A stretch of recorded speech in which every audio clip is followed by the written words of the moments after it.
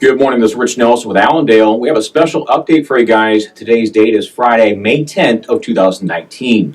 Now today is actually a very special day as it represents the first of the May WASDE numbers, the May Supply Demand Report, which includes the first new crop numbers in addition to changes made to the old crop balance sheet. Now as far as today's numbers across the board, they were quite disappointing and quite bearish for corn, soybeans, and wheat across the board for the domestic numbers.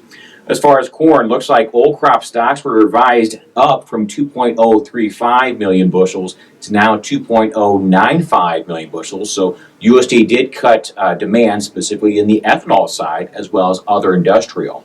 As far as new crop numbers for corn, they actually posted those at 2.485 billion bushels. Very big numbers posted there. And as far as the way they got that, they actually used trend yield of 176.0.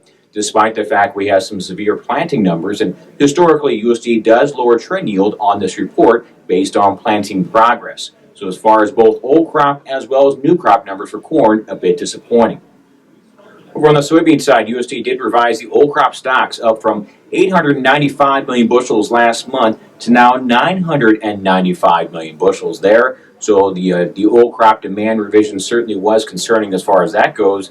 New crop stocks still quite large also at 970 million bushels. So as far as old crop as well as new crop for soybeans, a little higher than the average trade estimates.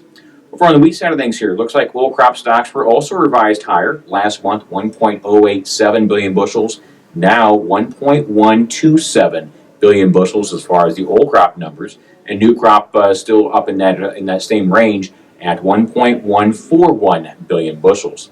As far as the new crop wheat numbers, as far as production, roughly within the trade expectation, 1.897 billion bushels. Last year's number was 1.864 billion bushels, so very similar to last year's crop size as a whole. As far as the world numbers, this is where there's a small piece of good news to note here. We will look at this old crop world wheat numbers here, old crop world corn numbers, I should say. 325.9 million tons. New crop numbers did see a moderate revision to 314.7. So a smaller new crop focus, maybe adding a little support and a little help as far as this bearish corn outlook.